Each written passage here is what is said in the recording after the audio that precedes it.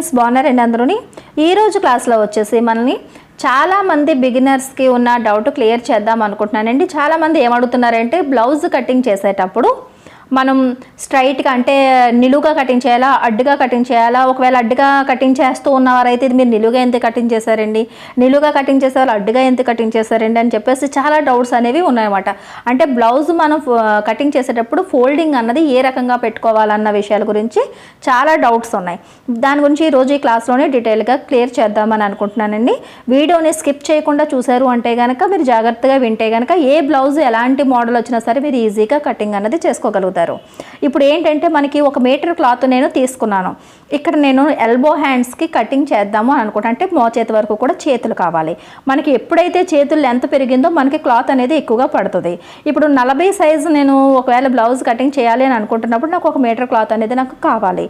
నేను ఇప్పుడు షాప్కి వెళ్ళి 1 మీటర్ క్లాత్ని నేను తీసుకున్నాను.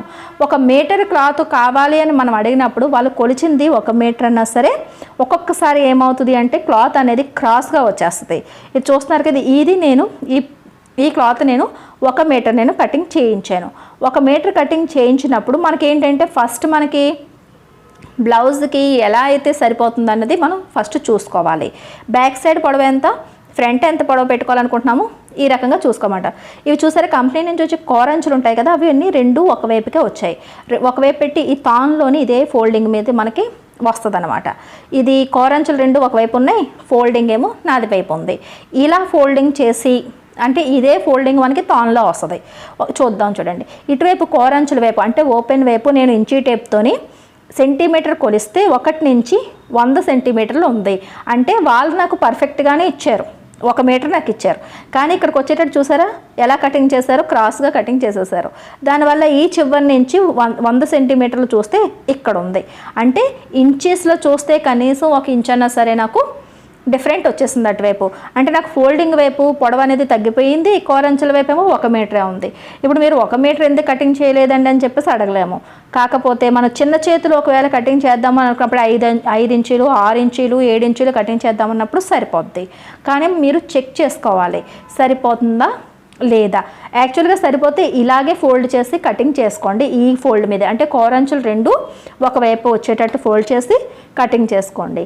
ఇప్పుడు బ్యాక్ సైడ్ నాకు 14 ఇంచులు పొడవు కావాలనుకోండి, 1 ఇంచు కలుపుకుంటే కటింగ్ చేసేటప్పుడు మాత్రం 15 ఇంచీలు నాకు కావాలి బ్యాక్ సైడ్. మీ బ్లౌజ్కి పొడవు ఎంత దానికి 1 ఇంచు కలుపుకొని అంచనాగా చూసుకోండి. ఫోల్డింగ్ దగ్గర నుంచి పైనుంచి కిందకి నేను చూసుకున్నాను. అక్కడి నుంచి ఆ 15 పెట్టుకున్న తర్వాత 2 ఇంచులు తగ్గించన్నా సరే ఫ్రంట్ పార్ట్ పెట్టుకుంటాం కదా, 13 రఫ్గా చూసుకోండి. 13 ఇంచీలు అన్నా సరే కావాలి. దాని తర్వాత అక్కడి నుంచి నాకు చిన్న చేతులు అనుకోండి ఈ క్లాత్ సరిపోద్ది. అదే ఎల్బో హ్యాండ్స్ అయితే కనుక నాకు కనీసం 10 ఇంచీలన్నా కావాలి. దాని ఖర్చుల కోసం 1 ఇంచు కలుపుకొని కనీసం నాకు 11 ఇంచీలన్నా కంపల్సరీగా నాకు కావాలి.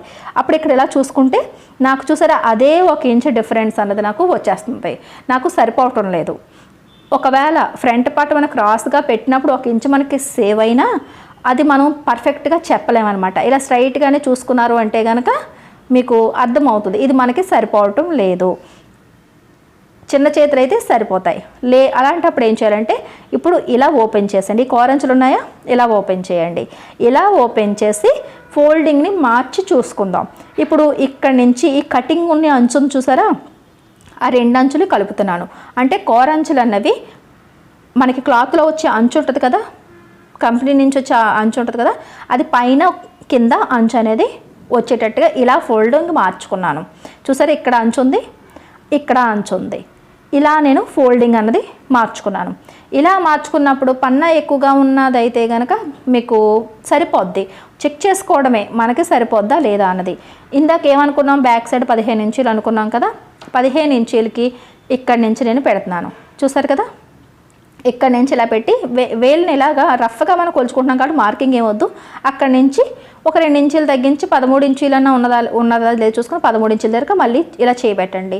ఆ తర్వాత మనకి ఎంత కావాలనుకున్నాం, 11 ఇంచులు ఎల్బో హ్యాండ్స్కి నాకు కావాలనుకున్నాను. ఇక్కడి నుంచి పెడితే చూడండి 15 ఇంచుల వరకు కూడా ఉంది. అంటే ఇంకా నాకు క్లాత్ మిగులుతుందే కానీ తక్కువ అయితే కాదనమాట.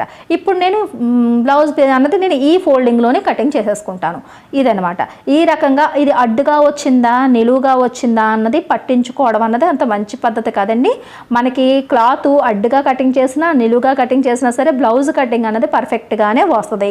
ప్లెయిన్ లైనింగ్ కానీ మీరు ప్లెయిన్ బ్లౌజ్ కానీ ఏ రకంగానన్నా సరే మీరు కటింగ్ అన్నది చేసుకోవచ్చు. మనకి బ్లౌజ్ పొడవును బట్టి చేతులు పొడవును బట్టి క్లాత్ ఎక్కువ తక్కువ అన్నది ఉంటుంది. ఒకవేళ ఇంకా క్లాత్ సేవ్ తక్కువ క్లాత్ కొనుక్కున్నారు అంటే 1 మీటర్ కాదు 85 సెంటీమీటర్లు తీసుకున్నారు. అలాంటప్పుడు ఈ అంచుల దగ్గర నుంచి ఇలాగ మనం ఈ ఫోల్డింగ్ని ముందుకు జరుపుకుంటే సైడ్ని మనకి క్లాత్ మిగిలిపోయింది కదా. ఇప్పుడు మనకి సపోజ్ నేను 40 సైజు బ్లౌజ్ కటింగ్ చేద్దాము అని అనుకుంటున్నాను.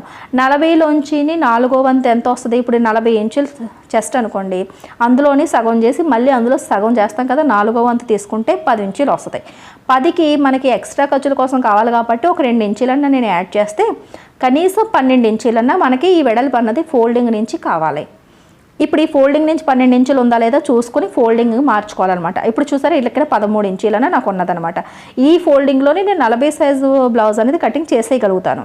ఇప్పుడు ఇలా మనం ఈ ఫోల్డింగ్లోని బ్యాక్ సైడు, తర్వాత ఫ్రంట్, ఆ తర్వాత ఇటువైపు నుంచి ఒక హ్యాండ్ తీయొచ్చు క్లాత్ మిగిలింది కాబట్టి, కింద నుంచి ఒక చెయ్యి అనేది తీసుకోవచ్చు. ఒక హ్యాండ్ అటువైపు, అంచుల వైపు ఒక హ్యాండ్, ఈ అంచు వైపు మిగిలిన క్లాత్ ఒక హ్యాండ్ అనేది కూడా తీసుకోవచ్చు అనమాట.